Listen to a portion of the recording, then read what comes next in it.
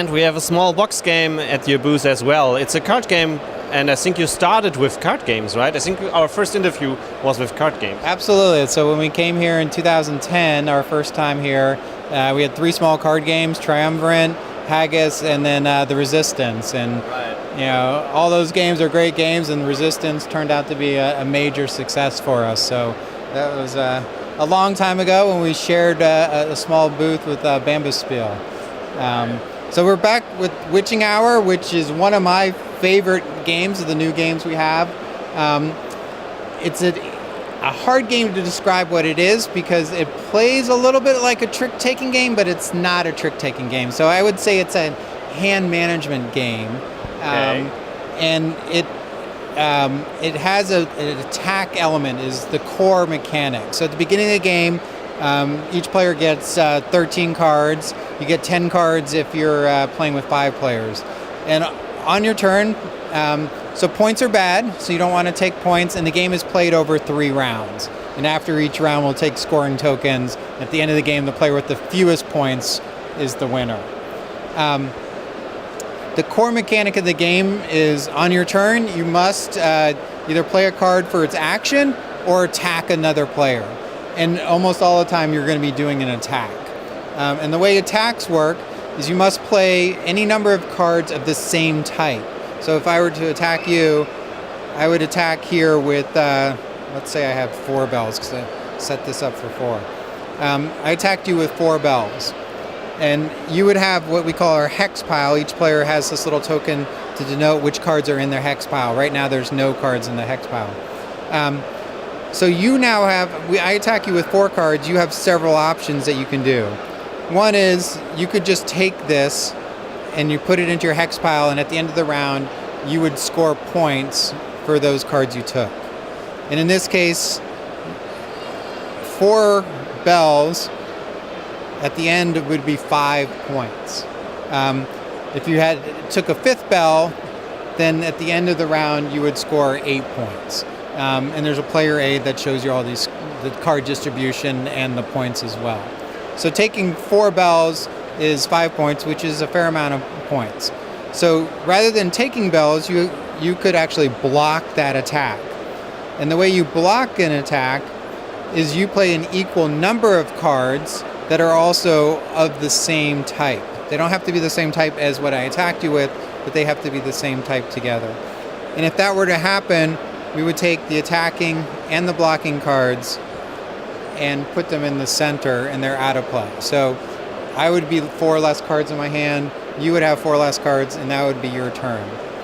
So instead of a simple block, another alternative that you could do is you could actually block with mirrors.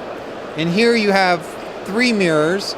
So the candle special abilities, you can add 1 candle. So you could block with 3 mirrors and a candle. And the mirror reflects the attack back to me. So you would discard the mirrors, and now instead of me attacking you, you attack yourself. I'm attacking myself. And I could do the same thing. I could block it, I could play mirrors to reflect it back to you, and so on.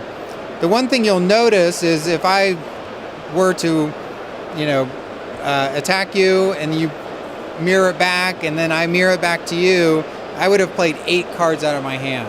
So I would have, at most 5 cards left in my hand, which would mean I would be very susceptible to being attacked by other players. So even though there's an attack element here, the main part of the game is the hand management. How am I going to play this hand? How am I going to distribute my cards? How am I going to keep my mirrors? When am I going to do that? And so you start with all the cards on hand, or you draw? There's a few in the center, but you start with all the cards in hand, and there's a couple ways to get more cards or to switch out your cards based on the special abilities. But the key part of this game is not the attack, it's the management of your hand. Because if you play all your cards out very quickly, then everyone is going to attack you. So you have to really pace the way you play the game. So we can go through the rest of the abilities really quickly. Bells are very plentiful. They're good for attacking, but you can't use them for blocking. We talked about candles. You can add one candle to any attack. Mirrors can be used to block.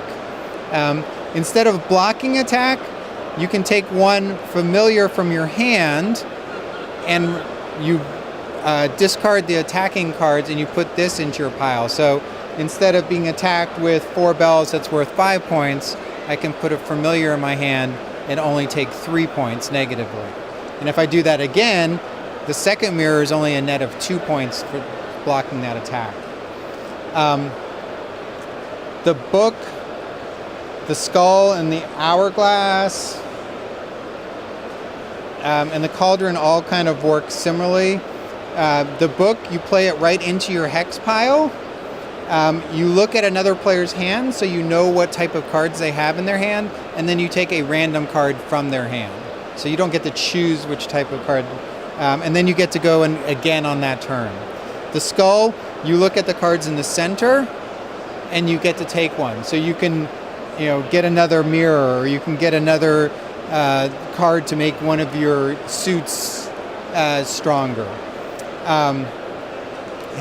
The hourglass you play into your hex pile, and you can take one card out of your hex pile. So you could take a card that's a very expensive card, or you can take a card to help your hand.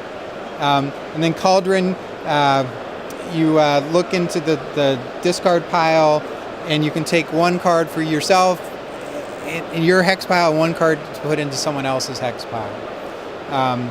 Just ways to kind of manage how many points you're giving to whom. Toadstools can't be blocked, but you have to take a random card from the center without looking, so you don't know how bad it was. And then chalices you can play directly. It's not an attack. You can play directly into anyone's hex pile. And taking just one chalice is good because it's negative points. But if you take a second chalice, that is 4 bad points, and then you take that third chalice is another 4 for a total of 5 points. So it's a very clever game. It plays much better than it sounds when you describe the game. So I think best with probably 4 to 5 players. And that's Switching Hour.